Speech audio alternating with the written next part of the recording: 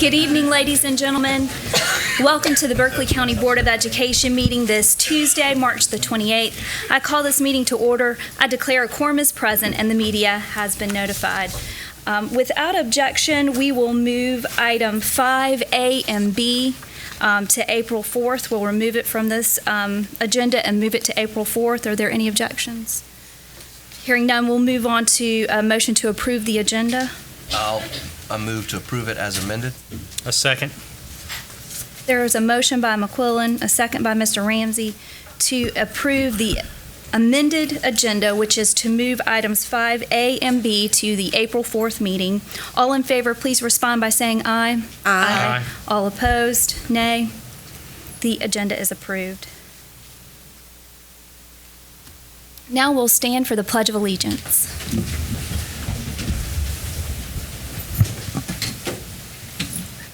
I pledge allegiance to the flag of the United States of America and to the republic for which it stands, one nation, under God, indivisible, with liberty and justice for all.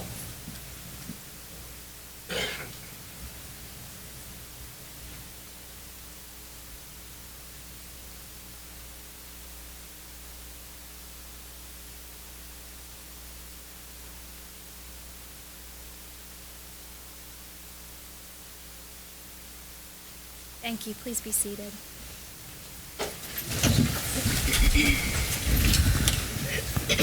We'll move on to agenda item 1D. Is there a motion for the approval of the minutes of the special called meeting of March 10th? I make the motion. Second. There's a motion by Mr. Ramsey, a second by Mr. McQuillan, to approve the minutes of the specially called meeting for March 10th, 2017. All in favor, please respond by saying aye. Aye. All opposed, nay. The motion passes.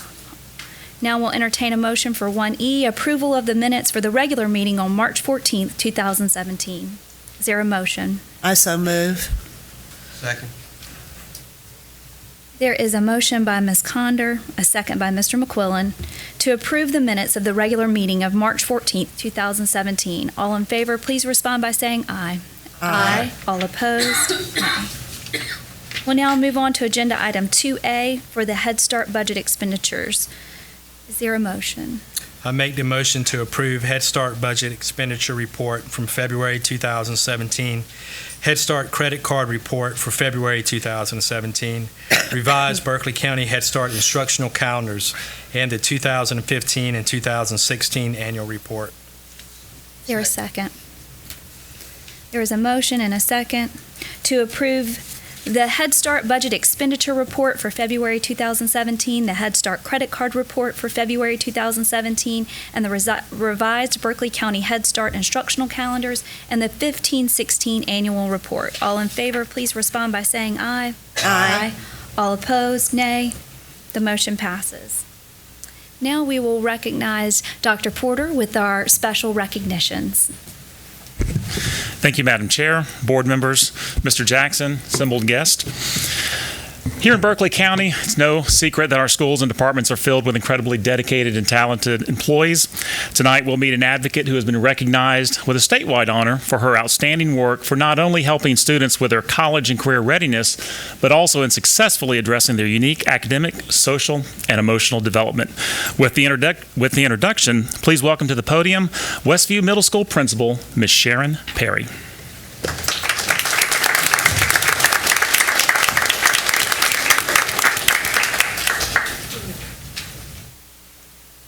Good evening, everyone. It's such an honor to work with so many great professionals in our school.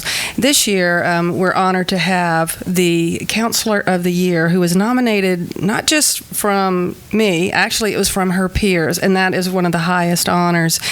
Miss Lindsay Harmon, being recognized as the State Counselor of the Year is just an amazing honor. 2 years ago, she was our Teacher of the Year at Westview Middle School. Some of the things that she's done for us at our school, she has helped co-author the Bullying is Not Tolerated, the BENT program, which is widely successful in our school. Many schools have come to check that out and borrow some ideas from it. She has started a Warrior Wisdom program, a mentoring program, an advisory program with our students. She is just the best all-around person. She is an advocate for children. She's an advocate for public education. And this year, she added a set of twins during all of this process of being nominated, and she didn't miss a beat. And she is probably the most amazing lady that I've had the opportunity to work with in the counseling department, and she is just a true educational professional. Miss Lindsay Harmon.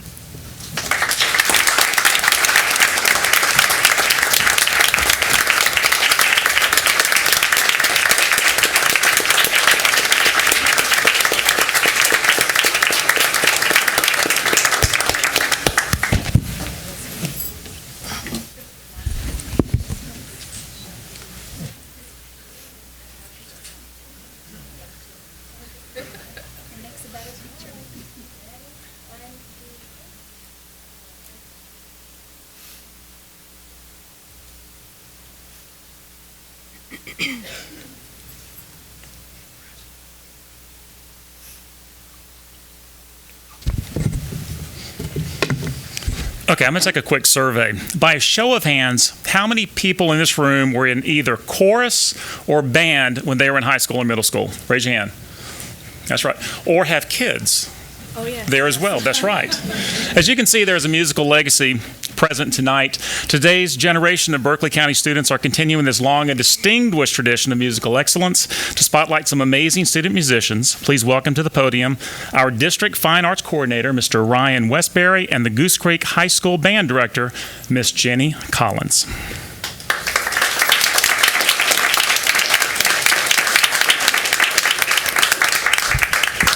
Good evening.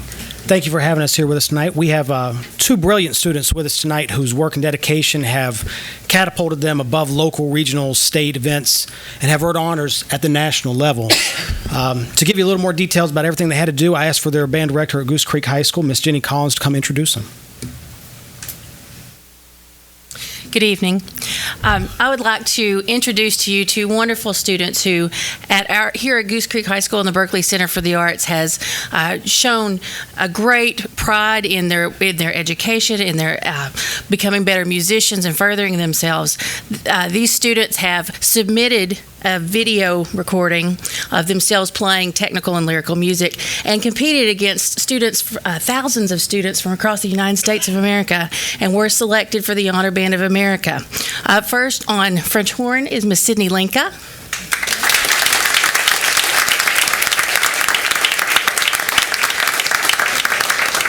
Sydney earned third chair in our state and ninth chair in the United States at the Honor Band, so we're very proud of her. And yes, it is very great and awesome. Next, Mr. Ian Bongalanta. He was first chair in our state and third chair in the United States on bassoon.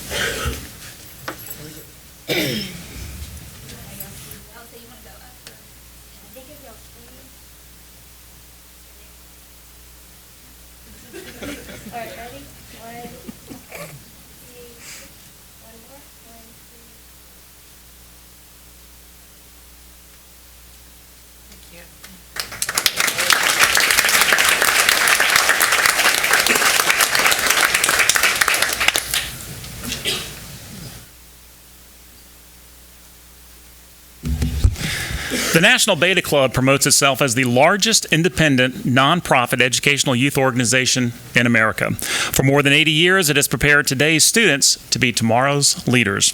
Tonight, we recognize the achievements of some of our best and brightest students here in Berkeley County. With the honors, a proud member of the Beta Club himself, our very own Chief Academic Officer, Dr. Kevin O'Gorman.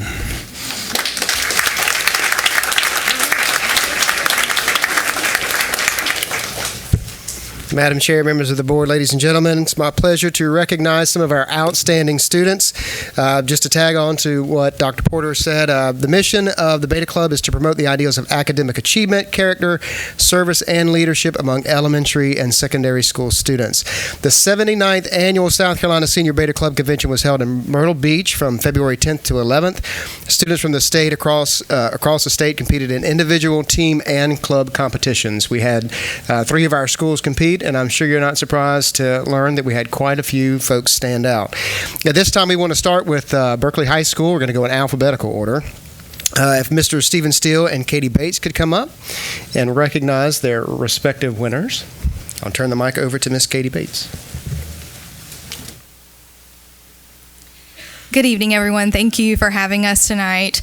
We were able to take 146 of our beta students to state this year.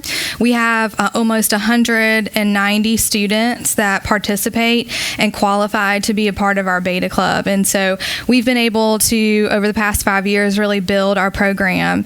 And this year we placed first in group talent again, second year in a row with our rendition of a Michael Jackson medley. If you haven't seen it on Facebook, you can check out Mr. Steele's Facebook. It has over how many views now? Like 20,000 views or something crazy. So it was really great. We placed third in show choir, which we will be presenting at nationals as well. Second in trading pen. We also had several students. Sierra Stewart, who's here tonight, she placed first in social studies, so she will be competing at nationals. First place in oratory, Mr. Jordan Willie, who couldn't be here tonight. First place in Spanish, Damaris Bautista, and second place in agriculture, because that's what we do in Berkeley County. We also know agriculture, apparently. But we have wonderful students. 5 of them were able to be here tonight. We have so many kids that are involved in so many things. So we tried to get them as many as we could. But they did a great job. We're taking 120 of them to nationals this summer. So we're very excited. Awesome.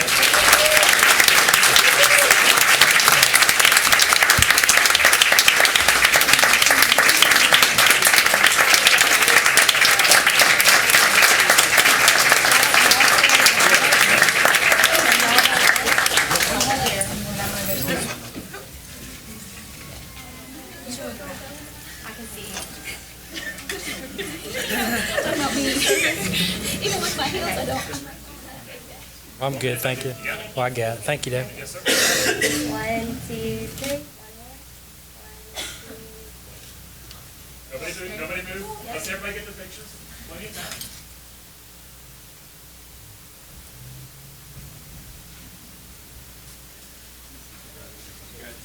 Thank you.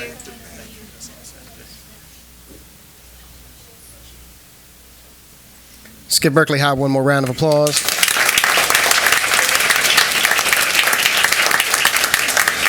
Next up is Goose Creek High School. Mr. Husky, the principal, and Melissa Rooney, the advisor. If you could please come forward.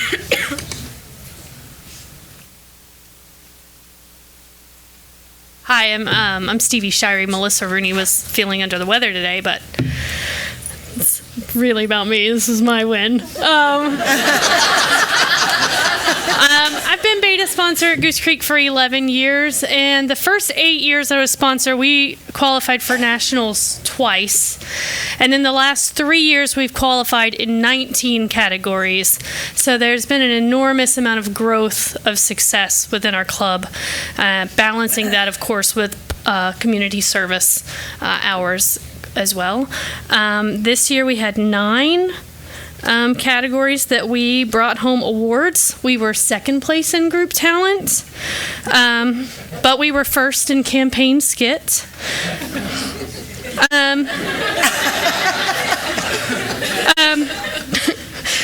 We were first place in English Division II. Ian Bangalanta, the amazing young man you just saw for band, won English. He's 2-time national beta champion in spelling, and this year there's no spelling category, and he was just distraught. But he went for English, and he won the state title, and he's going to compete for the national title for that in June as well. We won second place in fabric arts. That was Sierra Pualowski. Third place in sculpture, Kate Mason. Second place in poetry Division Division 1, Alexis Ruse. Third place in Agriculture Division 1, Adriana Williams. Second place in Mathematics Division 2, Hunter Tillman, and second place in Fresh Look at Beta, which is a competition for freshmen, like how much do they know and understand about our club, Darian Ard and Kennedy Mock. We are excited to take 8 of those 9 categories to nationals this summer, and about 33 students with us. We took 37 to state in 1 and 9 categories, so we're excited. We're fundraising all the time. Yeah, Ian. I've got Greer. She's my Ariel in my group talent. Come on up, guys. I've got Lauren Reynolds. She's my president, and she won. She ran for state secretary. It was her campaign skit that won first place, but they voted for the cute boy instead of Lauren. So I think Lauren's here. Thanks.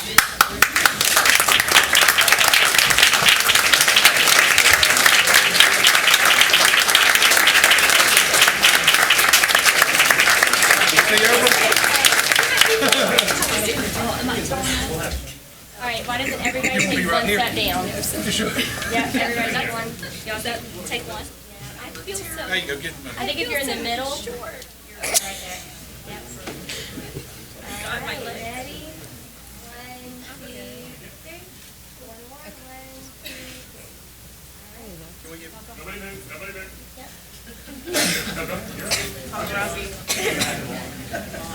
1, 2, 3.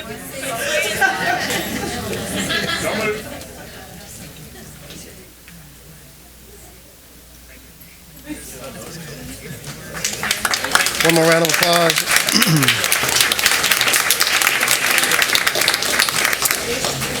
Last but not least, Stratford High School, Ms. Taylor, the principal, and Connie, or the advisor, if you could please come forward. Moke. It's not hard to pick. I tried to get out of it, you know. Mine wasn't the bad one. Certainly.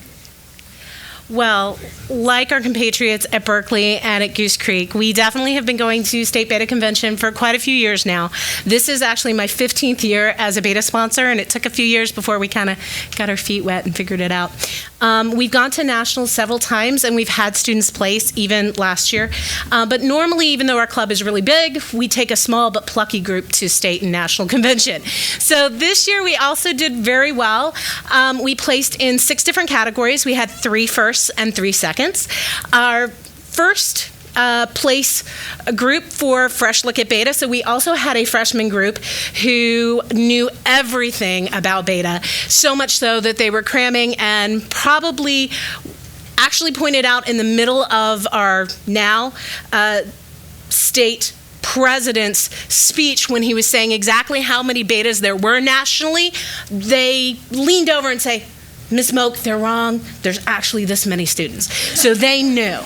So proud. So we have 3 of the 4 here tonight. We have Emma Stockton, Joseph Euler, and Colette O'Neill. Spencer Condon has a game today, so she's not here with us. And I'm so proud because Colette actually placed in 2 categories. So she placed with Fresh Look on Beta and her team, but she also placed second in digital photography. So we have students who run that gamut. Speaking of the arts, we also had Catherine Taylor, who placed first in on-site pencil, which is a little more stressful because they have 2 hours and they have a still life. And she did it all with a mechanical pencil and her finger because she had forgotten what she needed, but she made it work. And she placed first. And we also had Asia Gathers place first in poetry, which was a Division 2, which is also on-site. They get a topic, they have a set amount of time, and she had to create something that was brilliant, and she did. We, other than Colette getting her second in digital photography, we also had a second by Ashley Rojas, who's not here, in Spanish Division 2, which is 11th and 12th.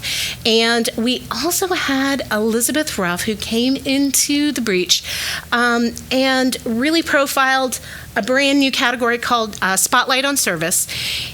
And our club takes service so seriously, but she spotlighted Summer Miracle League, which is our favorite project, and they had to also go through an interview process, and we placed second there.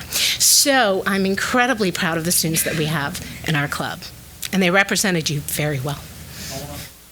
If I can please have Catherine Taylor, Colette O'Neill, Joseph Euler, Elizabeth Roth, and last but not least, our head of our Fresh Look at Beta team, Emma Stockton.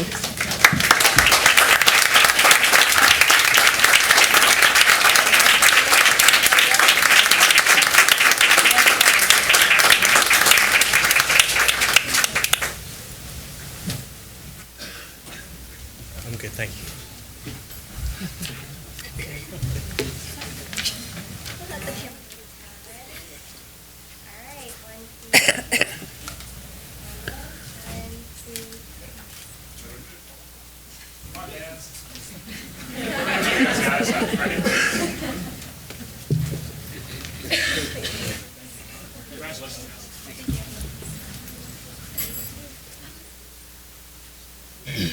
Let's give everybody one more round of applause. Thank you very much.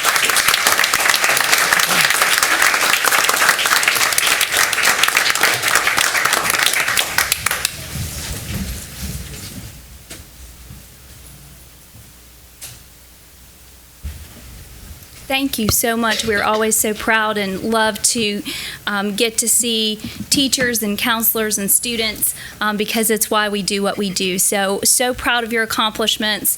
Enjoy Beta Club, National Beta Club, and the trip to Disney. I'm so jealous. We haven't made a Disney trip this year. Maybe Berkeley will stick me in, Katie Bates' bag and I can go with you, but it is so exciting to have so many students representing us nationally in every area, from arts to academics. It makes us very proud of you and what's going on in Berkeley County. So thank you very much. If you came to be recognized and you would like to go home, we'd like to offer you a chance to do that. So thank you for coming.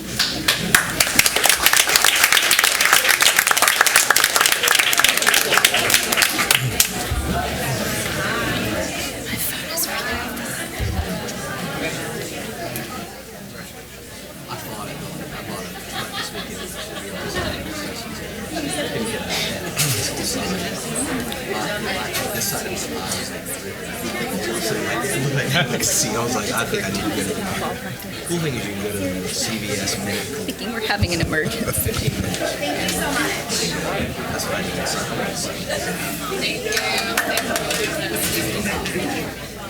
My insurance, at least my insurance, is Obamacare, not everything. My firm,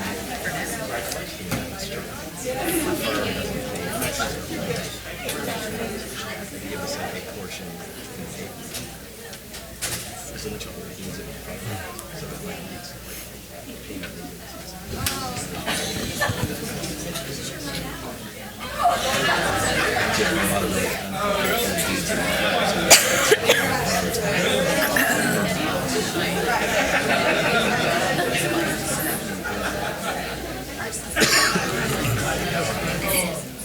ours was really good, like before you cut it off.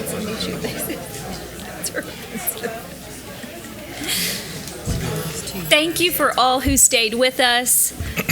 We have quite a few interesting things on the agenda, but now we're going to move on to citizen comments. And we're going to go over first the citizen comment procedures. In order to conduct the meeting in an orderly and efficient manner, we ask that you honor the following guidelines. Stakeholder comments are welcomed and encouraged. However, the board will not take immediate action on public comment at this meeting. Any person wishing to address the board must register prior to the meeting. Comments must be regarding programs, policies, or procedures. Comments regarding complaints against employees other than district-level executives or references to students other than the child of the speaker will not be heard in public session. Groups addressing the same topic should select one speaker. Comments will be limited to 3 minutes per speaker and 30 minutes total. The board chair reserves the right to allot additional time or halt public comments that do not adhere to the guidelines. I would like to invite Dr. Deneen Fleming to the podium to talk about overall concerns for her children. Dr. Fleming, thank you for coming. Thank you. Good afternoon, and I have one child, although I consider every child mine. Good evening. I've stood before this board on more than one occasion, and here I stand again for some of the same issues. It's almost disheartening to think that 2 short years ago, you embarked upon what I consider to be an exclusionary process to hire a superintendent that yielded the best and brightest 3 white men that were not representative of the population that you are entrusted to serve. Then after failing that search, another search ensued that many of us could not participate in due to the late notification during the summer. And now we are about to embark upon yet another search that would utilize our resources that would better serve our children to hire more diverse educators and administrators for our district. I am thoroughly disappointed. I know you will say it's a private matter and go into executive session and continue to insist you are transparent and are doing what is best for us. But as a constituent, taxpayer, parent, and community member, how can you possibly know what is best for me when you never come into the community to speak to me? And when I speak to you, as with many others, we get the customary head nod, same tired rhetoric, and you continue to do the same things. And no, I, for one, will not be painted with the broad brush of discontent because I disagree with some of your policies and practices. That story about community members who refuse to settle being disgruntled, mad, or ill-informed is tired and old. No one is beyond reproach or accountability. You will find no greater supporter than me when you are truly being transparent and doing what is right by my child and our village of children. But until then, I will continue to be before you and other outlets. It amazes me that each meeting once used to begin with a pledge and a prayer, now a moment of silence, yet the same God we pray to and speak about is a God of decency and order and light and transparency, which is often neglected. We should not have to find out about our district on the 6 or 11 o'clock news after your closed-door sessions for our district. You can call and leave messages or send memos for almost anything else. Please know that we are not all asleep at the helm, and what is done in the dark continues to come to light. There must be a better, more inclusive way. We're not in a good place right now, and the last thing anyone should be trying to do is withhold information from those who entrusted you to make decisions. And you don't only speak for yourselves or the majority, you also represent the minority voice, the minority constituents, and everyone within the district. As one of the fastest growing districts in the Low Country and the state, if we don't get it together soon, it can only get worse, not better. That which we do to the least of these.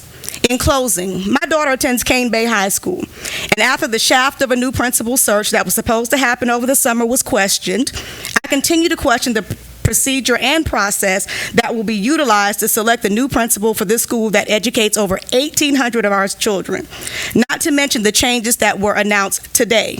All men in leadership. Whose idea was this? With almost 60-40% female to male.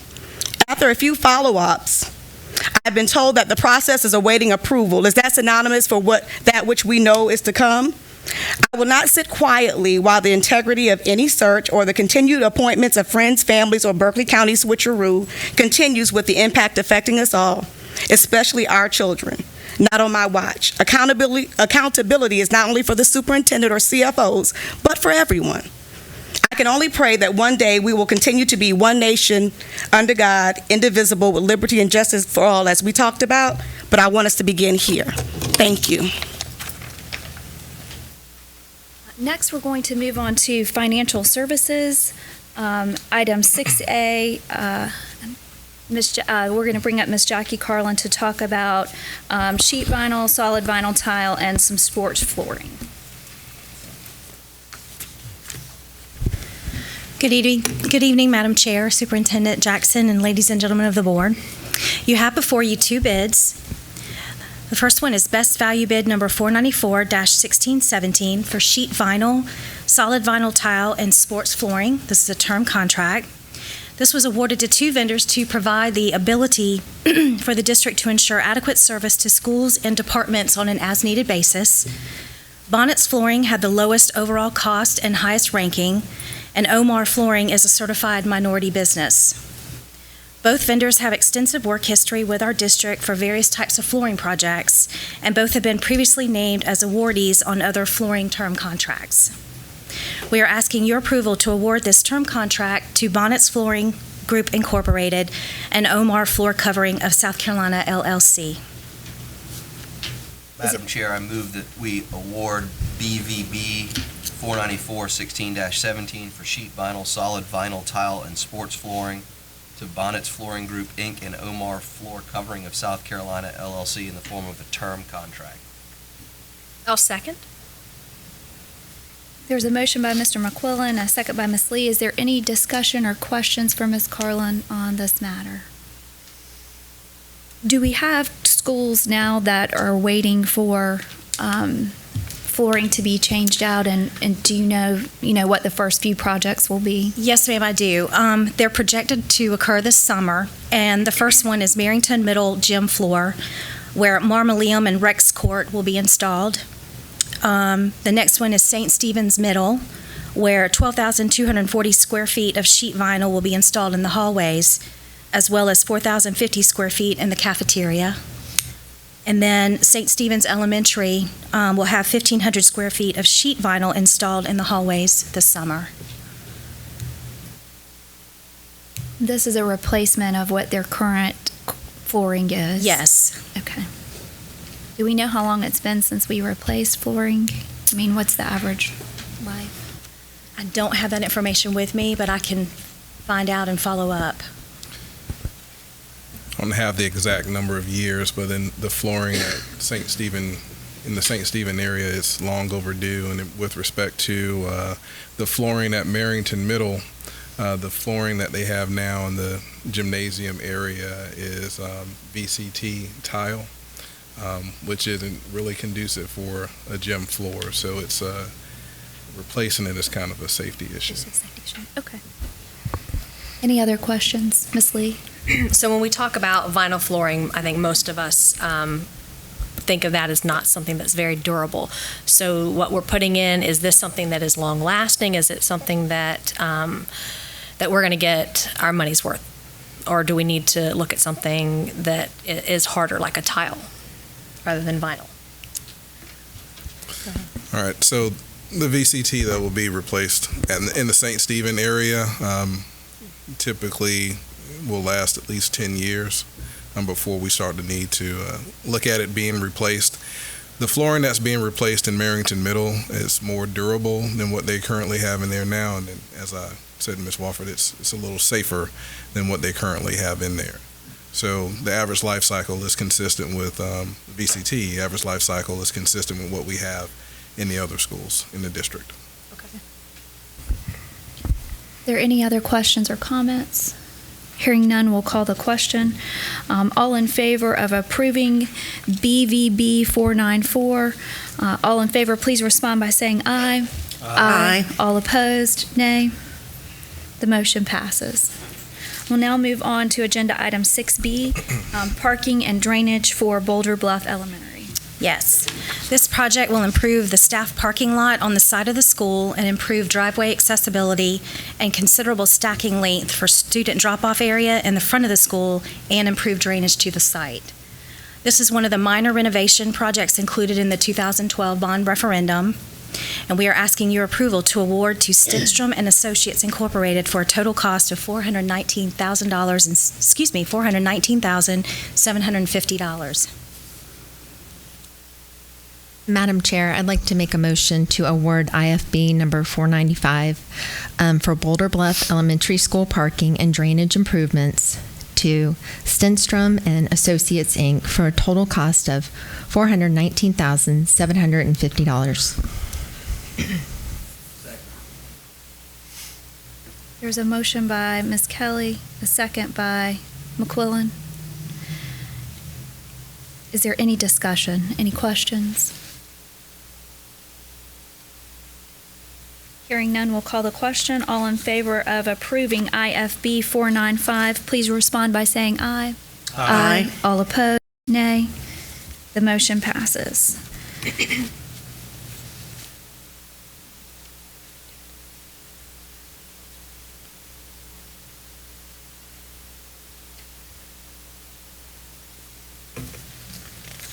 All right, next we'll move on to agenda item 6C, the 2018 budget calendar.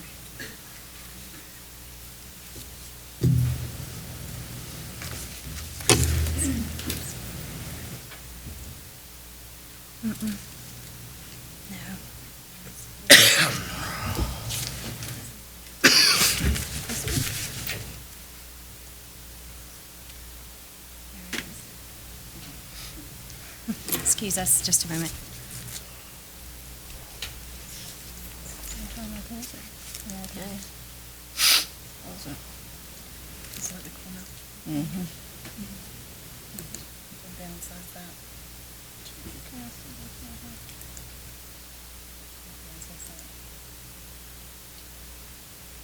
Touch it right there.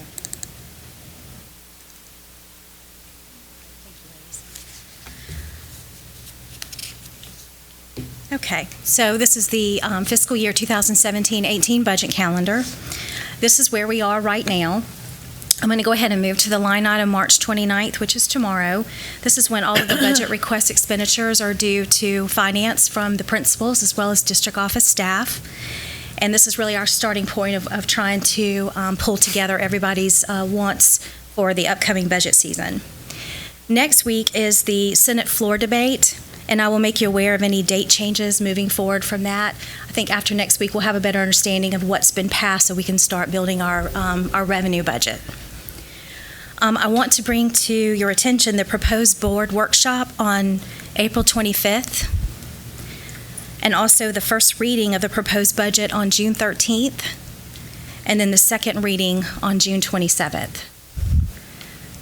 So as you can tell, things are about to get really busy for us. Excuse me? Let me enlarge it so everybody can see it. I don't know what you mean. Here? Okay, there we go. Is that better? Okay.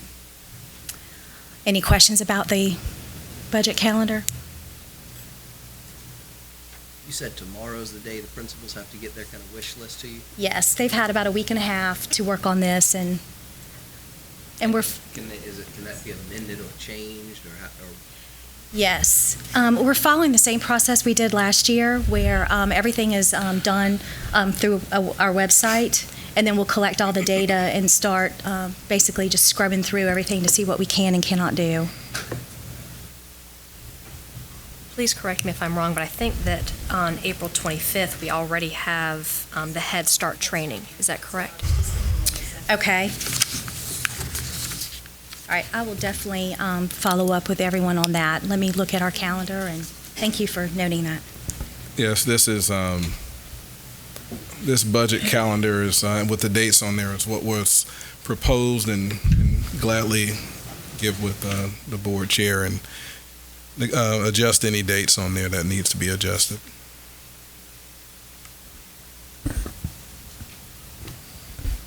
We can propose some date. We can talk in the board chair report and see if we need to propose another date. And so we'll figure that out and get another date to you. We'll come up with another one. Might take us a week. Any other questions or concerns on the budget calendar? Do we have, for the community meetings, do we have places where you're considering going? No, we do not. I need to reach out to the principals this week and start putting that together. I have not done that yet, but I will. Thank you. Thank you.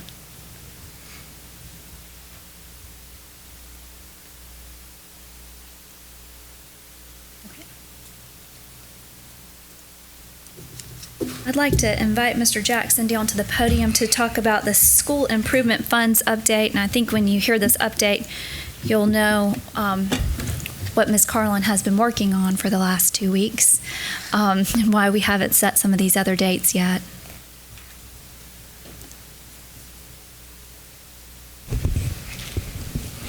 Good evening, Madam Chair, board members, ladies and gentlemen. Tonight we have a School Improvement Funds update.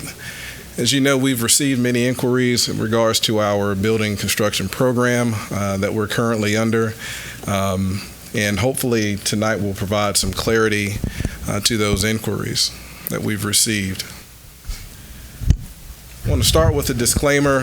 This information this presentation is a result of an internal investigation that took place in regards to the district's finances. The information in this presentation represents the best known information that we have at this time. We could have waited until everything had been fleshed out. One, this is a kind of a fluid situation when you're dealing with ongoing construction projects. Items that are credited and debited and things of that nature, the numbers are fluid, but we wanted to present the information that we had in order to be transparent. This presentation does not include information regarding the embezzlement of district funds, as that investigation is still ongoing. I want to start by talking about the Construction Renovation Fund. The Construction Renovation Fund, this refers to the 2012 referendum, which was approved by the voters in November of that year. Following that approval by the voters, in January 2013, the board approved a resolution to issue $100 million in general obligation bonds. So that's $100 million of that $198 million. In February 2014, the funds were deposited into the Regions Bank into the account as follows: the $100 million that was approved by the board resolution, and we also received a $5.3 million bond premium. It gives us a total of $105.3 million plus. In addition, the board also approved in May of 2013, the board approved a resolution to issue $52 million in special obligation funds for the purpose of equipment acquisition. In November of 2013, the funds were deposited into Regions Bank as follows: the $52 million that was approved, and we also received a $6 million bond premium for a total of $58.3 million. So next I want to talk about the cash flow status. That's our current status. Out of the construction renovation funds, that's our brick and mortar, out of the $198 million. There was $104 million drawn from Regions Bank as of last week. To date, the actual expenditures total $139.6 million. That gives us a difference of $35.5 million that was covered by the general fund. This was done in order to inject some cash flow into the building program in order to keep those projects moving on schedule. So again, we started off, $104 million was drawn. However, the actual expenditure is $139.6 million and gives us that $35.5 million difference. Down to the bottom of the screen, we have the equipment acquisition funds. $44.4 million was drawn from the Regions Bank as of last week. $32.6 million was spent in actual equipment. So that gives us a difference of $11.8 million. That $11.8 million was used as an advance to the building program in order for additional cash flow, again, to keep the projects moving on schedule. So let me go back. So $44.4 million was drawn from the equipment acquisition funds. $32.6 million was used on equipment expenditures. That's as of last week. That gives us a difference of $11.8 million, which was used as an advance to the building program. This slide represents our future expenditures. So based on all of the work that we have left done, so the major projects, the Fox Bank, Bowens Corner, Berkeley Education Center, and our minor renovations, that includes all of those, as well as from the previous slide, you see that at the top, the $35.5 million that was used from the general fund to keep the projects going. We would need to pay that back. We have $44 million in encumbered purchase orders as of last week. Of that $44 million, you'll see the $2 million in parentheses. That $2 million is in parentheses because it's actually an equipment expenditure, and that will be actually debited from the equipment fund. It will be reclassified to the equipment fund and not come out of the construction fund, the brick and mortar account. The $11.8 million that I mentioned on the previous slide that was used from the equipment funds, we would need to repay that money back to the equipment account.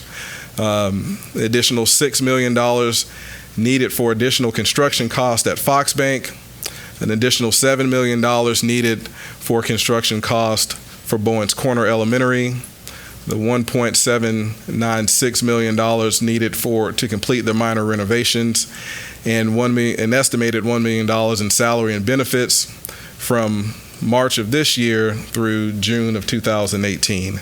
And that gives us a grand total of $105.2 million in projected expenditures to complete this current building program. As you see, we start off here, we're still talking cash flow status. We start off with the $105.2 million in projected expenditures. We still have a $98 million to issue for a bond, $98 million in bonds to issue. Later tonight, we will present to the board a resolution to pass to issue this $98 million. However, once we take that $98 million into account, we have a $7.284 million shortfall.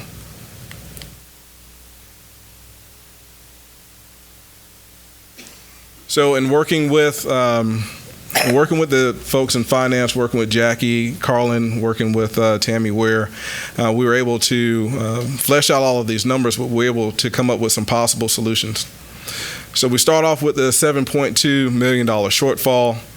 Once we issue the $98 million in bonds, we're projecting a premium. In talking to some of our financial supports, $3.5 million is rough. It's a conservative figure that we will receive in a bond premium. So we applied $3.5 million.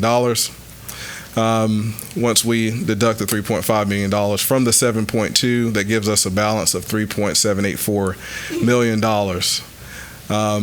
We can use our funds that we have in the Wells Fargo General Investment Account. That's part of our fund balance in order to cover this shortfall.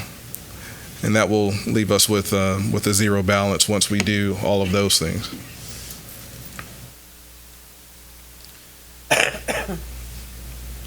So again, we separated it. This is the construction and renovation, brick and mortar. Now we're talking about the equipment acquisition funds. Currently in the Regions Bank, we have a $13.8 million balance. That's as of yesterday. Once we repay the $11.8 million, we account for the encumbrances in purchase orders and also the encumbered equipment that we mentioned on a previous page. The equipment encumbered for Bowens Corner, that gives us a total of $21.4 million to be used on furniture, fixtures, and equipment for Bowens Corner, Fox Bank Elementary, Philip Simmons High School, and the Berkeley Education Center.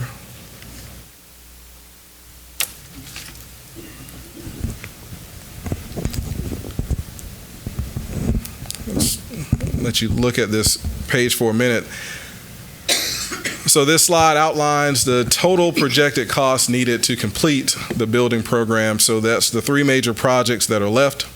The Bowens Corner, Fox Bank Elementary, Berkeley Education Center, and the minor renovation projects. You see the amount estimated in the budget, the expenditures to date, and then also the amount encumbered. Then the far right, the projected cost, that's the balance of what we need to account for. And as you see, for the construction, renovation, the brick and mortar, comes to a total of $38.7 million. To the bottom of the screen is the equipment acquisition, and it lists those major projects, the Bowens Corner, Fox Bank, Berkeley Education Center, but it also accounts for Philip Simmons High School, the furniture for Philip Simmons High School, in the amount of $1.5 million. And the projected cost for the equipment acquisition is $14.4 million, giving us a total projected cost to complete the building program of $53.169 million.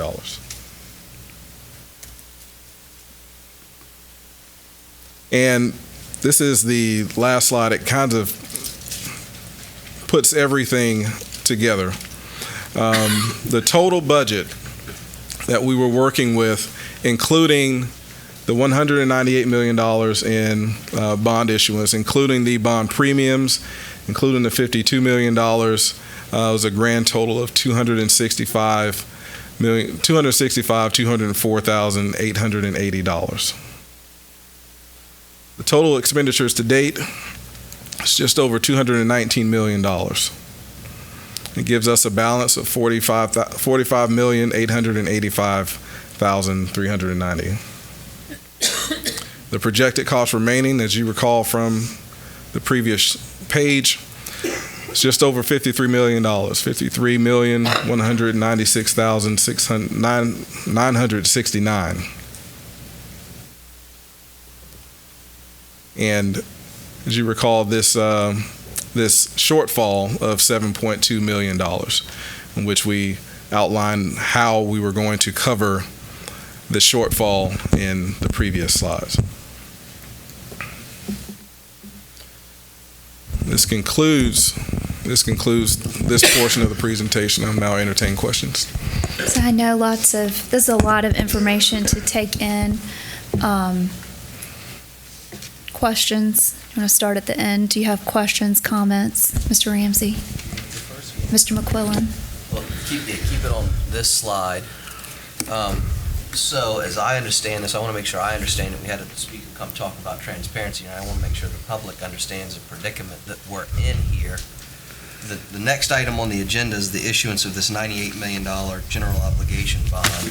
When we issue the $98 million, we have to immediately reimburse the general fund approximately $35.5 million, and the equipment bonds $11.8 million. For $47 million. Yeah, it was for a total of $47.3 million.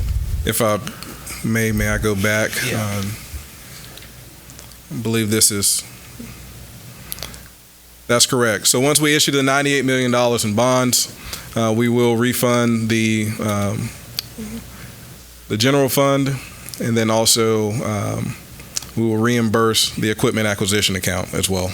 And then we've got 4.2 in encumbrances, which leaves $45.9 million to finish our final projects, That's correct. resulting in a $7.2 million shortfall. Yes, sir, that's correct, prior to making any sort of adjustments to cover that shortfall. As to the transparency, let me thank you, Chairman Walford, and district leadership for bringing this to our attention. I've never been told by any sort of past board chair or leadership that this shell game was going on where we were using equipment funds for other purposes. And I'm glad that we're dealing with it now, but to just now find out about a $7.2 million shortfall is certainly disappointing. First, thank you, Mr. Jackson, for stepping up, showing a lot of leadership when we needed you. I appreciate that a lot. To the district employees, I've been aware of some stress and some anxiety with a lot of people over a lot of changes we've been having, and I want them to know that I am aware of that, and I do. It does matter to me. Let me be transparent. Let's look at accountability for a second. I'm disappointed that the public was misled, meaning lied to, on total expenditures, including misleading, lying to the Hanahan Cities Committee, particularly Ms. Pat Eckstein, who I apologize to, which was told that the district had spent tens of millions of dollars less on bond projects only a few months ago, and led the public to believe that the full $98 million would be available for the projects. This was not the truth. My community, the leadership in Hanahan, the Hanahan Citizens Committee, has been fighting tooth and nail for a couple of years to get our school built. It was a big motivation for me to run for school board, was the misleading and the hardships they were having just to get our school built in Hanahan, which was part of this bond referendum. I have many concerns. However, a promise was made to our communities, and we will keep our promise. Thank you. Ms. Kelly? I just want to say thank you guys for getting down to the bottom of it and bringing this all to our attention. And we just want to get the schools built that are deserved. The kids deserve it, the community deserves it. So thank you. Ms. Lee? Can you go back to where it showed us the furniture and outfitting these buildings? I appreciate you bringing this. This is news to me, and I've been on this board for a little while, so this is some upsetting news. Do you want this page, Ms. Lee, or No, sir, that this one. Yeah. Okay. Is that going to be enough to put the appropriate furniture in a high school? It's $1.5 million. I don't know if that's. I don't know what goes into a new high school. Okay, Philip Simmons High already has some encumbrances, so the 1.5 is what we're estimating to need in order to finish the rest of the order. So Philip Simmons High, we should have no issues with Philip Simmons High. And as a matter of fact, with respect to equipment acquisition, we should be okay. It's more so the brick and mortar, the construction that we're concerned about. That's where the shortfall comes in. Because I know that we haven't opened a high school since Cane Bay High. Is that correct? That's correct.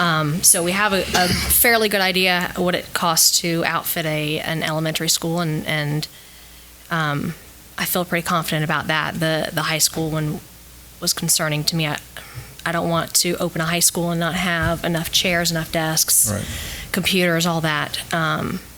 Because Ms. Kelly's right. Our children deserve this. We made a promise. Mr. Ramsey is right. We made a promise, and we're going to keep that promise. I'm sure I'm going to have more questions. There's just a lot to take in right now. Thank you. Ms. Condor? As I get over the initial shock of this, there is a question that I have that's really burning in my mind. Mr. Jackson, we appreciate your efforts in bringing this to the board's attention. And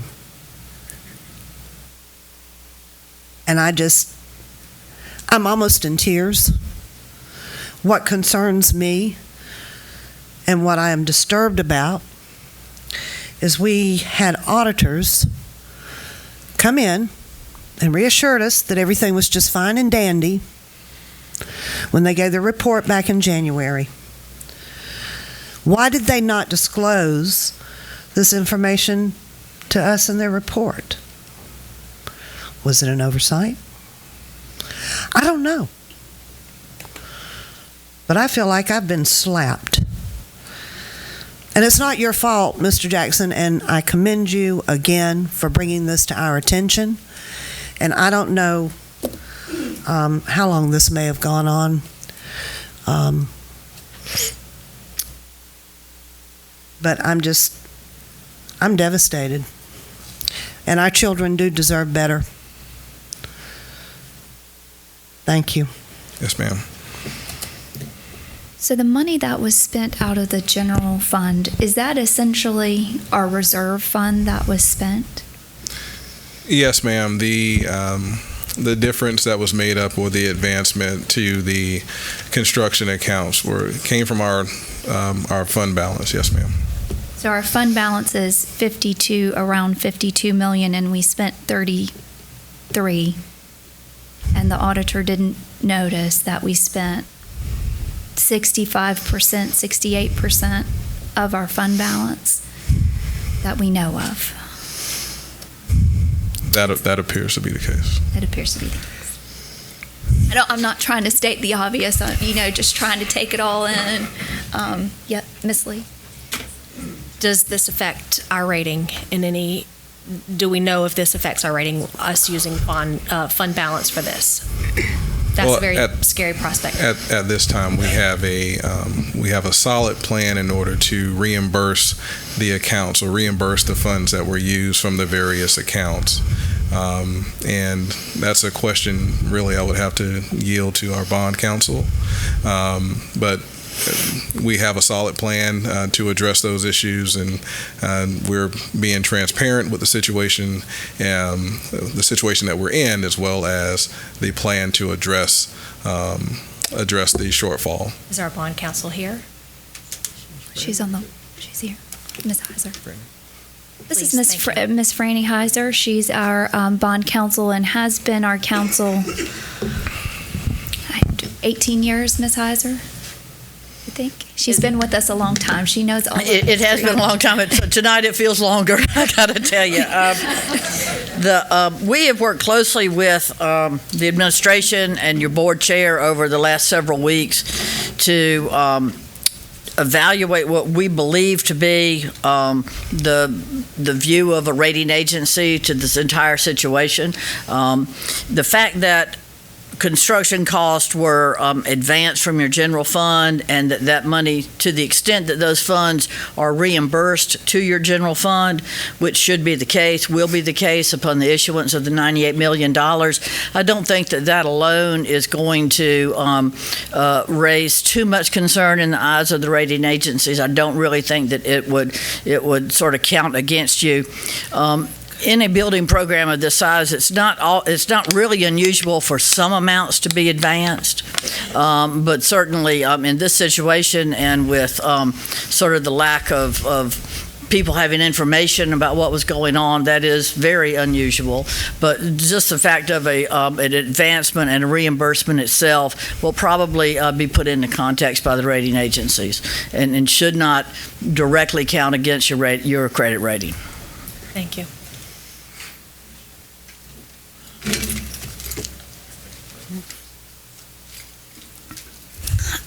I'm disappointed. I've been on this board 2 years. Hindsight's 2020. Thank you, Ms. Pat Eckstein. I don't know. I see Ms. Pat, who constantly asked for the answer to this question, who prompted lots of questions herself, and continued to press. I'm sorry it's taken 2 years to get the right answer. But you do have a whole board of people here who are dedicated to doing what is right for kids. And there are many of us who have projects that are affected negatively trying to get through this process. I've certainly learned more about our debt and bonds and things that I never thought I ever needed to know. Credit rating agencies, it's certainly been a learning experience. I'm disappointed it took this to find out, but we are certainly more educated, and we will be more educated, and this public will be more educated in the future on all things financial related, because this board has only a few responsibilities, although they seem large, to hire and fire superintendents, to make policy, and to oversee funds, to make sure the money is handled properly. And we will make sure that the money is handled properly. And we are dedicated to the employees here, to the staff here, and to children, because it is their money. And we will make sure that it is expended appropriately. Thank you for digging in. We're going to find solutions. We're going to get through this process. Thank you for digging. We've asked lots of our staff to get the number. We've talked about the number and getting the number for weeks. It still is overwhelming for it to be on the presentation board. So thank you for doing that. I know it's been a difficult task, and we appreciate your effort to dig in and get there.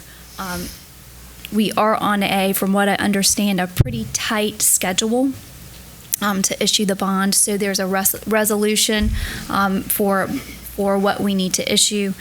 So if no one else has any other questions or comments on this information, we'll move to starting the process to get the money in the right accounts. Madam Chairwoman, I make the motion to approve the resolution authorizing the issuance and sale of 98 million general obligation bonds, Series 2017A, to continue new school construction and renovations. Second.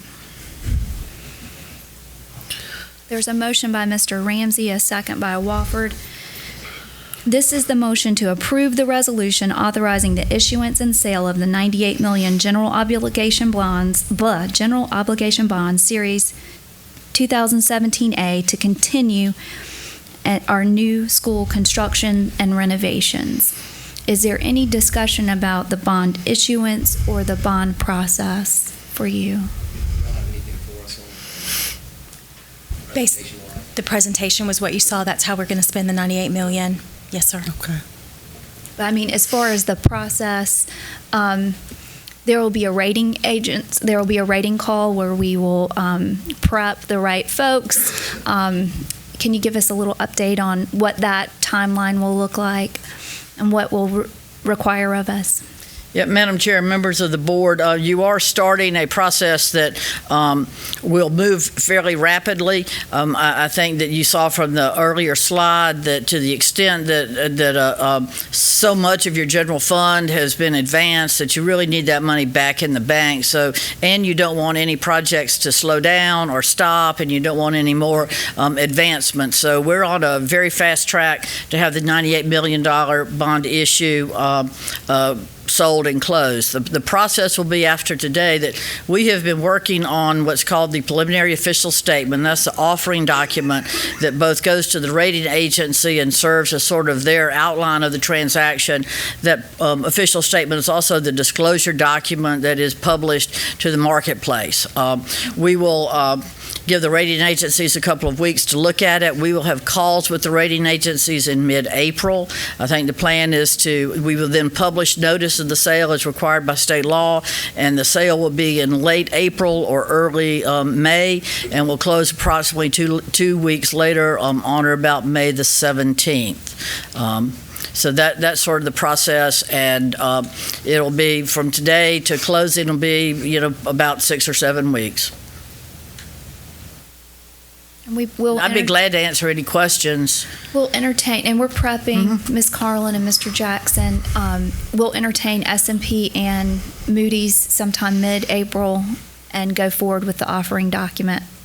Correct. The ratings calls will, as I said, be probably in mid-April, and then once you get the ratings, they will be put on the cover of the POS, and it'll be published for at least a week prior to the sale. And so the rating agencies will know as early as tomorrow or by the end of this week that y'all have adopted this resolution, and in effect you are approving a plan for not only the issuance of the debt but also the reimbursement of the various funds. Now, the 3.5 number that we saw for a bond premium, Mr. Jackson said that's a conservative number. That's the low range of the number, high range of the number. Could that be better or worse? It certainly could. And when the $100 million was issued, the premium was in that $5 to $6 million range. There are some things that can be done to actually require a premium. I don't know yet that that's something that we would recommend y'all doing, but for a transaction that is so close to $100 million, I think that a $3 million premium would definitely be on the conservative side. Having said that, the market does weird things. Sometimes you might get a $6 million premium, you might get a $2 million premium, but having worked with y'all closely here over the last few weeks, I would be confident that through a combination of premium, through your reserve funds, potentially through, if you chose to do it, some 8% debt, that y'all will be able to have the funds you need, that $7.2 million, to complete the project. So I know y'all lose sleep over it, and I hate that for you, but from my point of view, I think that without raising millage, between all those things, the premium, reserve fund, 8% debt, that I think you will be able to acquire the additional funds you need to finish the program. That's what I wanted to hear. That'll make you sleep just a little bit better. I really don't like giving bad news, but but I'm very serious with the and so if don't be surprised or disappointed if the premium number is a little bit different, higher or lower. But y'all, you do have a significant amount of flexibility, and with your interim superintendent and Ms. Carlin, I know that they've been focused a lot on details, and so having shared some of that information with me, I'm comfortable that based on my now many years of experience that acquiring $7.2 million to finish your program will be achievable for y'all. Thank you. Thank you. Any other questions or concerns? Ready to call the question. We'll now call the question. All in favor to approve the resolution authorizing the issuance and sale of $98 million in general obligation bonds, Series 2017A, to continue our new school construction and renovations. Please respond by saying aye. Aye. All opposed, nay. The motion passes.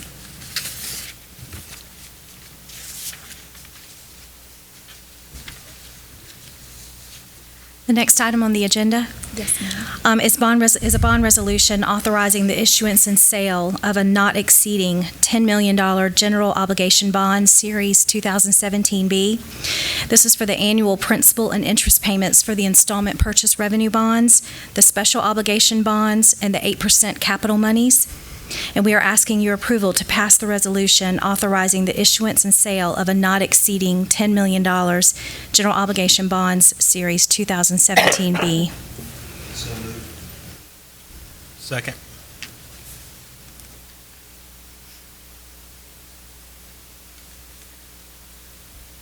So I feel like I understand what this is for, but does anyone have questions about paying debt service or this bond process? I think it would be beneficial to let our public know exactly what that entails.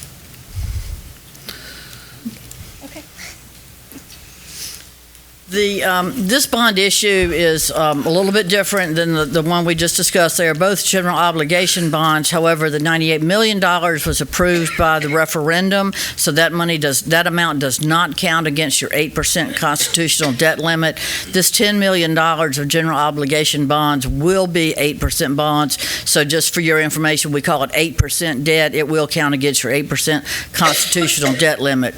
There are two general purposes for this bond issue. One is to make debt service payments on other debt. Let me repeat that because sometimes you say, what? Debt service payments on other debt. There are two forms of that other debt. One would be the installment purchase revenue bonds issued back in approximately 2005, 2006 by the SAFE program. I think those bonds were issued. Y'all may remember if you were involved with school activities at that time that it was called the Greenville Plan. It was it's a financing mechanism whereby a nonprofit corporation on behalf of the school district issues significant amounts of debt to allow major building programs. That debt, then, the installment purchase revenue bonds, is paid by the school district originally either through general fund monies or from debt service derived from general obligation bonds. Let me rephrase that, not from debt service, but from general obligation bonds. So back in the 2005-2006 era, you could pay these payments either from your general fund or from general obligation bonds that were issued on an annual basis. Beginning in 2006 with Act 388 and the strict limits placed on your general fund, your ability to increase your millage on your general fund, I think every school district in the state that had installment purchase revenue bonds who had an option moved their payments from their general fund to GO bonds. It was almost a necessity, largely because of Act 388. So beginning in about 2006, 2007, Berkeley School District, along with maybe 15, 16, maybe up to 20 other school districts in the state, now issue debt twice a year, once in the spring and once in the fall.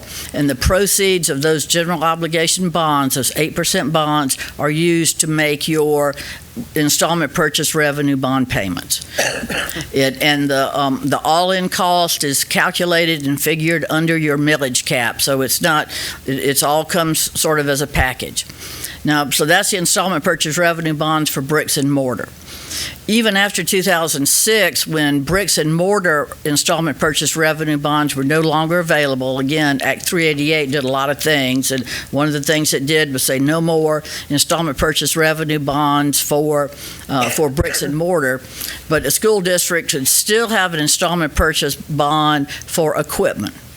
And so the equipment monies that you have, that you've seen, the $52 million that was issued, is in the form of, they're called special obligation bonds, but the foundation of them would be an installment purchase of equipment. So every year you make a payment on those special obligation bonds. You make a payment towards the ownership of the equipment, and that payment also comes from the proceeds of your 8% bonds. So of this $10 million, approximately $5 to $6 million of that amount will be paid out on June the 1st as debt service payments on your installment purchases and on your equipment bonds. The other approximately $4 million will be made available to y'all, to the school district, for your annual capital maintenance. And so that's the $10 million. Now this is on a schedule where you don't have much of any flexibility, because the June 1 payments have to be to the bank, have to be paid to the trustee approximately 2 weeks prior to June the 1st. So this bond issue is scheduled to close on or about May the 17th, but it's going to be sold in a slightly different way. This bond issue will not have a preliminary official statement. It will not have a rating. It will be offered to banks so that we will be able to have this debt sold more quickly than the $98 million. Now, this debt is issued in the spring. The millage will go on this fall. This debt will be paid next March. So it is outstanding for less than a year. And that's one of the features of it, that together with the $10 million amount makes it something that banks would be interested in. To compare, your referendum debt will be outstanding for maybe 20 or 25 years. But this is very short-term debt. The school district, y'all have done this now every spring or annually since 2005, 2006. And so this is just your annual process. I'd be glad to answer any questions. I sort of apologize. To me, it's like second nature, but I know y'all have not really been, brought along or kept involved in all of this, but I'll be glad to answer any questions, because all the information, any information y'all want is certainly available for you. So this process for us that have been on the board before normally came around this time of year, but was associated with SCAGO. So it was presented in a little bit different way. It took a little bit for my brain to put all the pieces together of how I'd heard it in the past and trying to make it make sense. Because paying debt made me very uncomfortable until I could understand that it was short-term debt that will be paid when the taxes are collected in March. It was hard for my brain to think all the way through that. So, and I've had a couple of times to think about it, so I didn't want to share that with anybody else.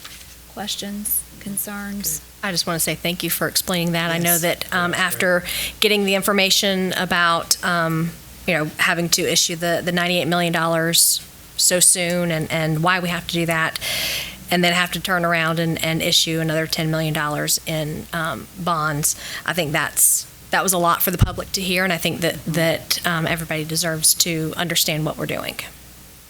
And if y'all have any questions or anything comes to mind, if you'll just let your superintendent know, we'll be glad to get back to you.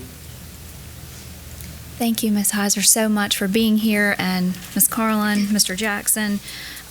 We have asked a lot of these folks in the very recent past, lots of long days, so thank you for getting all this information together.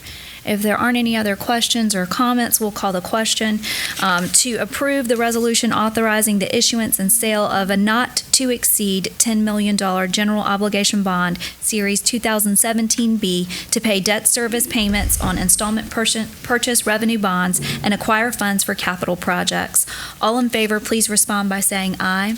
Aye. All opposed, nay. The motion passes. Thank you.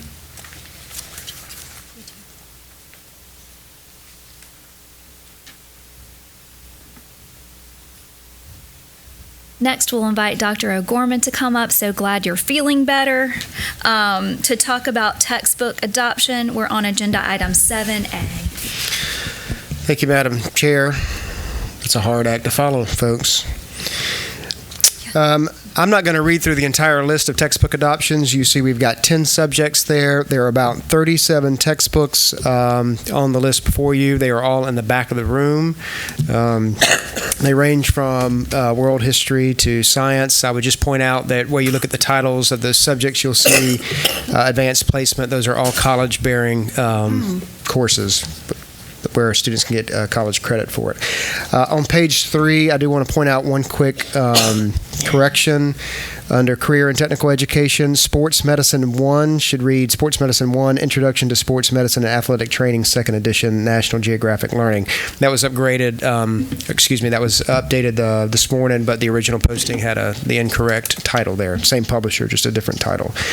Real quick, we have a representative from every school. Teachers come in and look at the state-approved textbook adoptions.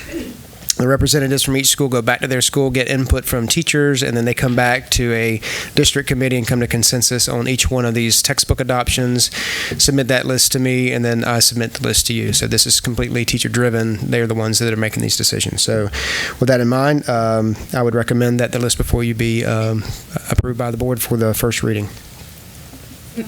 Madam Chair, I move that we approve first reading of the textbooks for adoption as submitted by the administration. A second. There's a motion by Ms. Lee, a second by Mr. Ramsey, to approve the first reading of textbooks for adoption as submitted by administration. Are there any questions? Ms. Lee?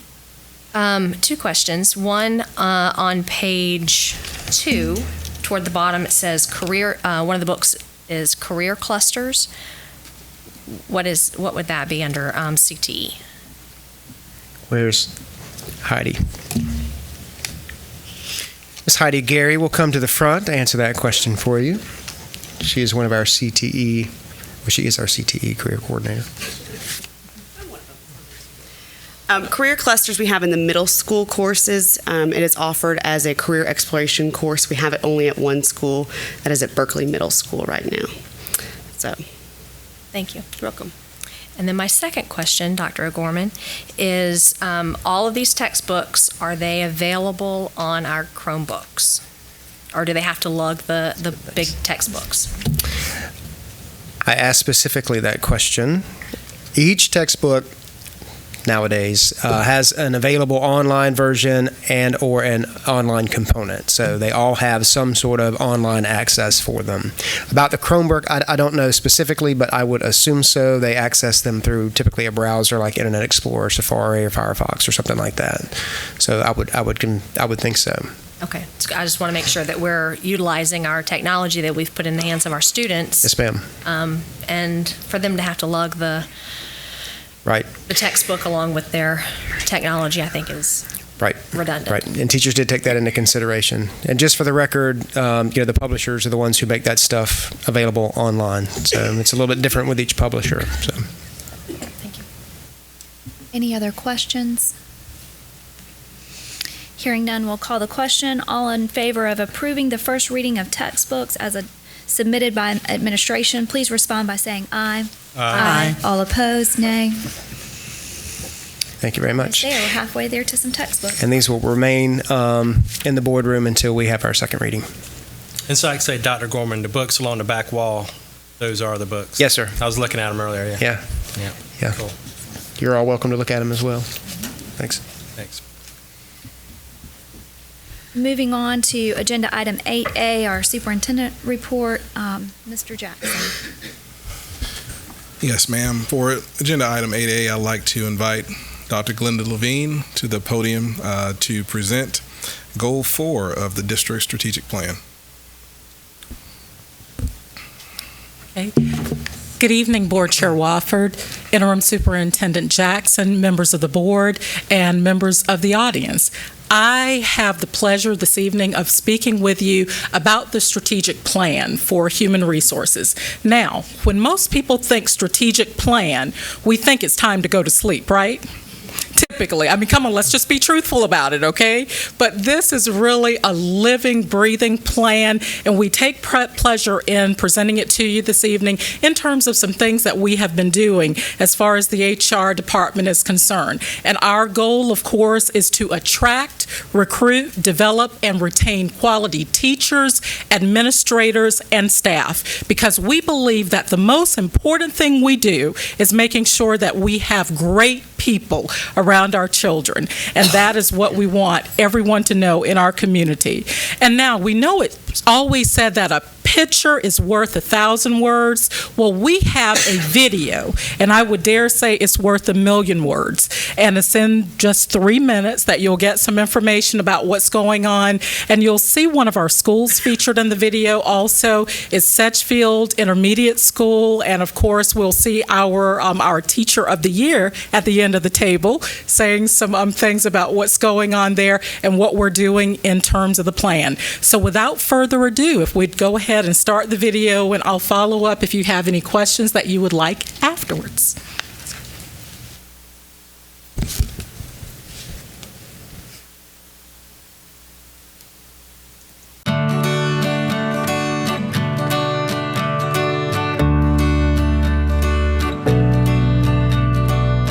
The strategic plan is really our roadmap. It's our guide for what we do and for how we plan. It also allows us to tie the funding that we have to certain strategies. Goal 4, human resources. We will attract, recruit, develop, and retain quality teachers, administrators, and staff. Our focus areas are: 1, develop a comprehensive plan to address certified and classified staffing needs. 2, enhance recruitment strategies to build on our highly qualified and diverse workforce. 3, implement a quality evaluation system for all employees. 4, support administrators, teachers, and staff through high-quality professional development. 5, support the social emotional well-being of all staff. And 6, implement salary schedules which are competitive in the region and state. College graduates today definitely have their choice of schools or their choices in terms of school districts. But what we often tell individuals is there's no place like Berkeley County. One of the things that came out recently through a survey is that our teachers find the support in Berkeley County tremendous. We have mentors who provide support from the district level. We have mentors at the school level. And not only that, we have something else that's very crucial in terms of what's been mentioned in reports, and that's having quality principals and administrators in buildings. As a principal now, we look at the landscape and it has become competitive. Teachers are graduating, there are fewer of them graduating, and they have lots of choices here. When we're looking to hire teachers, we're looking for people who not only have the skill set and the knowledge base, because that is needed if you're going to teach students. We're also looking for people who have the heart for education. When you're passionate, you really believe in what you're doing, you're more likely to stay in our profession, and those are the folks that we need. We want you to come join our team, but we want you to be here as a contributing member for the long haul. I came from an environment where I probably didn't get as much support as I needed. The collaboration wasn't where it should have been. I was looking for better. Coming to the Berkeley County area, I was able to get that. In regards to peer mentoring and support, I think that was one of the main reasons that I chose Berkeley County. Was when I did my student teaching here, I could tell that there was a real sense of group teaching that went on. There was a lot of support, not just from newer teachers or veteran teachers. It was a real sense that we're all in this together. In Berkeley County, we empower teachers so teachers can empower students. The district supports administration, so administrators can support teachers, so teachers can do their day-to-day job with confidence which empowers the children, and that's what it's all about. It's all about the people, and it's also all about the support. And if you want support, and you need that support, especially that's offered to first-year teachers, individuals just entering the teaching profession, I promise you, you're going to find it in Berkeley County like you find it at no other place.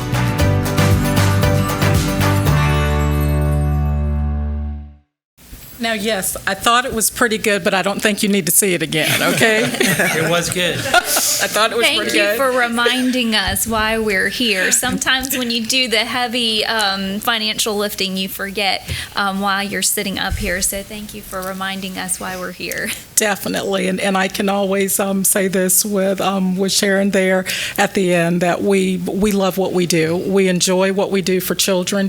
Is it a hard task? Yes, because I think some of you might remember that last year we hired about 400 teachers, and that is starting with HR and getting everybody through processing, and each department in our district plays a part in that. So it's not just the HR show. It's really a true team approach, and it's really something when we can go into classrooms and see and feel that we had some part in getting the best teachers, the best staff members for our children. So that definitely motivates me, along with going in and reading to 4-year-olds, which is what I had a chance to do about 3 weeks ago, and I think that was at Sangaree, I believe, Sangaree Elementary School. So I really enjoyed that as well. But again, when I get to see the teachers and what we do actually alive and rolling and working, it really says something, and I'm so proud of that, and I'm so proud to be a part of Berkeley County School District. You heard the staff members talk about the types of mentoring and everything that happens in Berkeley County. And I know, as we say back in the country, every frog will praise its own pond. So if you haven't said that, you come and I'll tell you where we got that from. But the thing is, you tend to focus on what's yours and say how great what yours is, and sometimes it's not really all that great.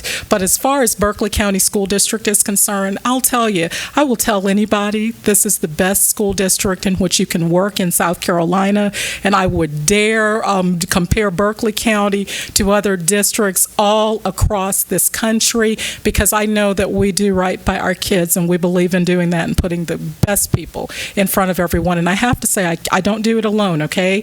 And tonight I have Julie Rogers here with me. Julie, can you please stand up? Julie is our director for HR. And let me tell you something. Please give her a hand. Now, let me tell you why I have to ask Julie, or had to ask Julie to stand just now. You know, we have to do job offers. You call, and then you get everything set for the new hire orientation and everything. Julie is the voice on the phone, and that's why she loses her voice from time to time, because she's the one doing all the calling. And I also have to acknowledge someone else from my department, Dr. Kim McLaren. Would you please stand up? Dr. McLaren does a wonderful job with leadership, evaluation, just the entire gamut. And she's worked very closely with me. I think some of you have heard the information about the funding that we've received, the additional funding for recruitment and retention, and we're working in terms of where that goes. And you've seen everything about our bonuses and what we're doing in terms of travel expenses, paying for our teachers' courses. So we're working hard on that as well, and we have so much that is out there and so much going on that is truly positive. And on a final note, 350 prospective candidates walk through on March the 11th at our teacher recruitment fair for the spring. So you're talking about some busy people and just high hopes. We've seen some great folks coming in who are looking to join our team for the district. So thank you for your support, and we just look forward to everyone. And also, how many of us are recruiters for Berkeley County School District? Audience, raise your hand. We are all recruiters for Berkeley County School District. So thank you. And that's our presentation in a nutshell for strategic planning. Thank you so much, Dr. Levine. That was wonderful. Thank you. We're good? All right. I will take my seat. Thank you.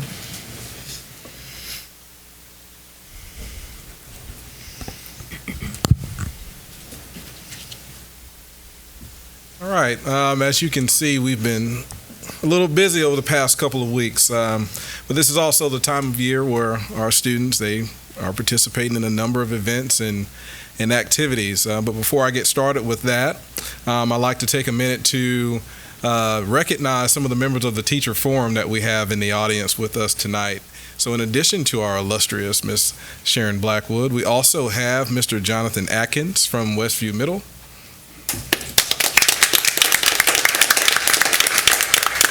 Miss Jennifer Tran from St. Stephen Elementary. And Miss Cindy Manning from Hanahan Elementary. If we have any additional members of Teacher Forum in the audience, please stand and be recognized at this time. Don't want to exclude anyone. All right, thank you very much. All right, so you may remember me talking about the rolling study halls. Well, on Monday, March 20th, we made history in Berkeley County as we officially became the first district in the state to have rolling study halls. And that was the Wi-Fi on the buses for our students in the northern area, St. Stephen, Cross, J.K. Gordine area, Pineville area of our district. Ms. Driggers in the Office of Technology worked diligently to secure the grant and the project and also the partnership with Google in order to make the vision a reality. The initiative also received some national attention, national media attention as well.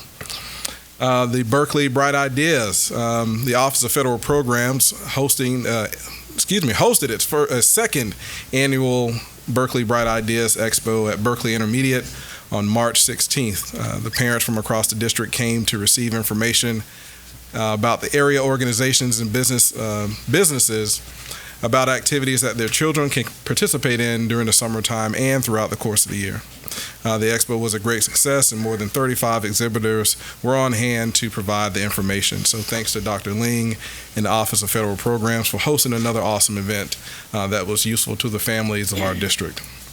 FBLA, I'd like to congratulate the students that participated in the FBLA competition earlier this month. The students from Cane Bay High School, Cross Middle High, Berkeley High School, Stratford High School, Timberland High, and Sedgefield Middle participated in several placed during the competition in categories including business competitions, journalism, organizational leadership, career portfolio, web design, management, and the list goes on and on. And again, I'd like to congratulate all of those students who participated in the FBLA competition.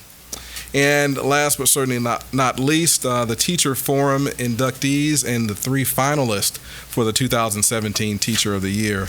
I'd like to commend Teacher Forum as well as Miss Amanda Cromer and Miss Sharon Blackwood for hosting an outstanding Teacher Forum induction and ceremony on this past Friday evening. I also like to thank our own Carl Calvert and the students of the Culinary Arts program at Stratford High School for preparing the refreshments for the evening. As normal, they did not disappoint. And last, I'd like to congratulate all of the teachers of the year, especially our 3 honor roll teachers, Nicholas Snyder from Cane Bay High School, Dr. Shelley Matthews from Devon Forest Elementary, and Dylan Hudson from Philip Simmons Middle. They are our finalists for the 2017 Teacher of the Year. And that concludes my report for this evening. Thank you, and thank you for several weeks of very hard work. These 18 days probably feel like 3 years, so thank you very, very much. We're going to move on to the board chair report. Just a couple of announcements. One thing to put on everybody's radar is the second Tuesday in April is actually spring break, so please don't come here. If you do, you'll be by yourself. We will be meeting on April the 4th, so 1 week from tonight we will meet again, which is not normal, but so instead of the second Tuesday in April, it will be the 1st on April the 4th.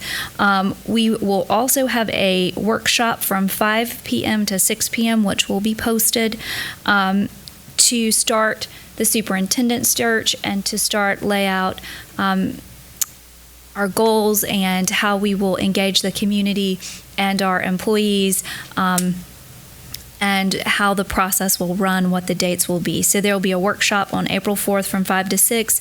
We'll have a 30-minute break, and then we'll come back with a regularly scheduled meeting. And then on April 25th, it is Head Start training. That will be in the superintendent's conference room, and then we will have our regular meeting on April 25th. Those are the two meeting dates. April 20th at 7:30 a.m., we will be at Trident Tech to go down from the 3 finalists to the Teacher of the Year for Berkeley County School District. Thank you, Ms. Kelly and Mr. Ramsey. They joined me on last Friday to do the Teacher Forum induction. It was wonderful at a beautiful facility. And if you haven't ever seen that before, either the previous Teacher of the Year or an administrator, someone comes to support that new Teacher of the Year, and they get pinned, and it's a great ceremony. It was wonderful. Amanda Cromer, Sharon Blackwood, you guys did a great job celebrating awesome accomplishments in the classroom. So some of my favorite times of year to get to go through this process. So if you didn't get to do that on March 24th, definitely come on April 20th when we name our next Teacher of the Year. Those are all the dates and upcoming information I have, and we will go through the calendar and repropose a budget date, most probably in May, probably towards the beginning of May. We may have a standalone meeting, or we may add a workshop on the other. So if you have a preference, look at the 2 dates in May and let me know if you have a preference, and I'll work with Mr. Jackson to try to see if staff is available on the day that we are available. All right, now we will entertain a motion to enter into executive session. I make the motion. Second. You gotta state the purpose, right? I make the motion to enter into executive session. Yeah, I'm going to list the whole thing Okay. because there's a whole bunch of stuff on this list, and I keep saying don't say transparent, be transparent. The motion is to enter into executive session to discuss negotiations incident to propose contractual arrangements, including a financial advisor and contracts related to the continued financial investigation, discussion of a pending employment matter, discussion of 5 expulsion appeals.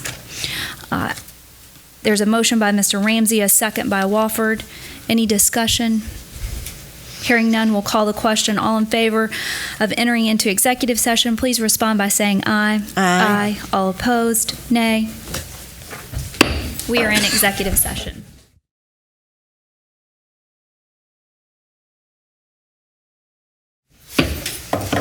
Is there a motion to return to regular session? So moved. Second. There's a motion by Mr. McQuillan, a second by Mr. Ramsey to return to regular session. Is there any discussion? There was no action taken in executive session. There was no action taken in executive session. We will call a question. All those in favor of returning to regular session, please respond by saying aye. Aye. Opposed, nay. We will now move forward with actions as required from executive session. Madam Chairwoman, on recommendation of the superintendent, I move to hire First Tyron Securities LLC for all financial advisory services to include, but not limited to, advisory services for the upcoming bond issuances approved earlier this evening under Agenda Items 6E and 6F, which are the sale of the $98 million general obligation bonds, Series 2017A, and the sale of a not-to-exceed $10 million general obligation bonds, Series 2017B, and for ongoing services related to examining existing debt and anticipated borrowing needs of the Berkeley County School District. Second. I would like to mark for the record that Mr. McQuillan has abstained from this topic in executive session and will be abstaining from the vote. Is there If there's no. Recused, yeah. Recuse himself. I said the wrong word, Mr. McQuillan. Recuse himself from this discussion and also recuse himself from the vote. We'll now call the question to hire First Tryon Securities for our all financial advisory services related to the bond issuances for 2017A and 2017B, examining our existing debt and anticipating borrowing needs for Berkeley County School District. All in favor, please respond by saying aye. Aye. All opposed, nay. The motion passes 5-0.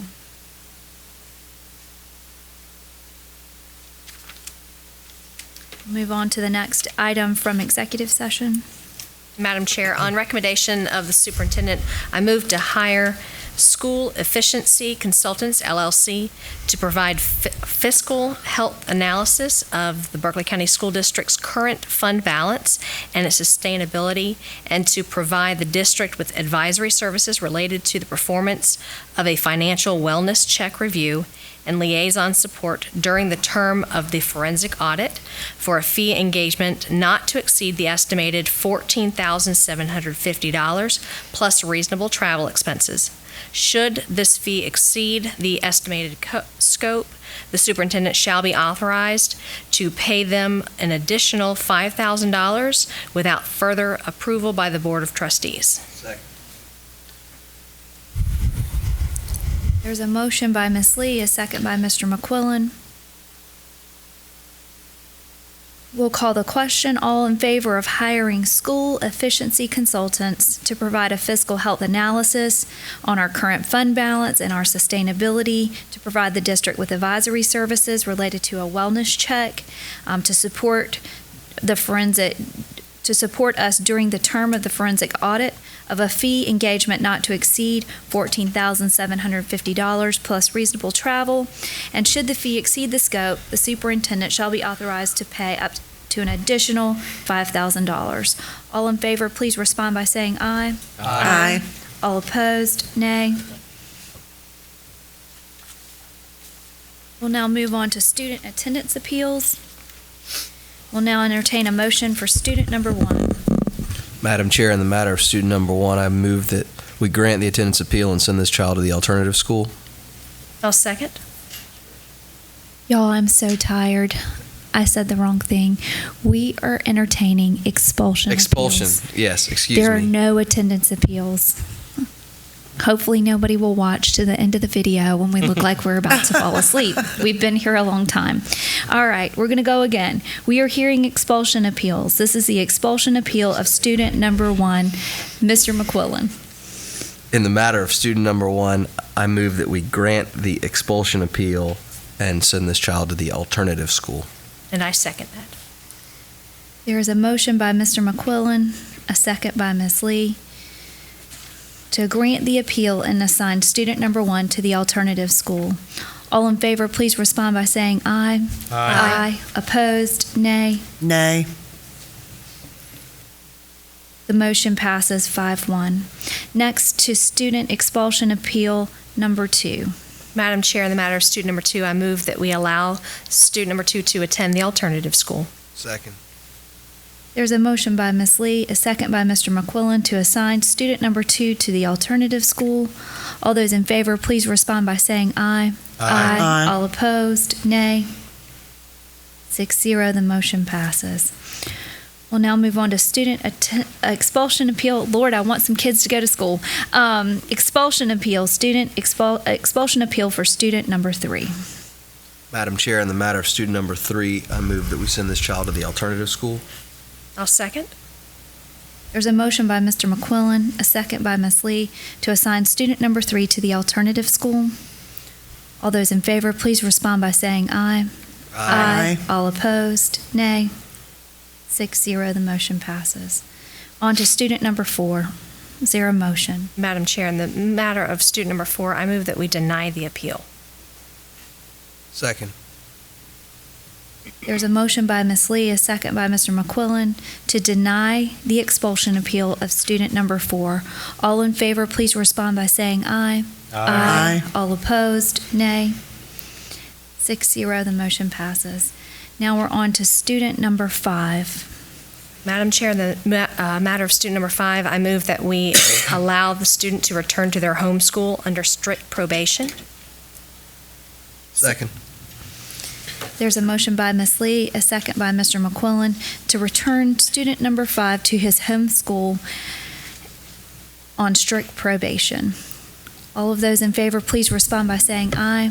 Aye. All opposed, nay. The motion passes. Is there any additional action from executive session? Hearing none, is there a motion to adjourn? Second. There's a motion by Mr. McQuillan, a second by Mr. Ramsey to adjourn. Any discussion? All those in favor, please respond by saying aye. Aye. All opposed, nay. We are adjourned.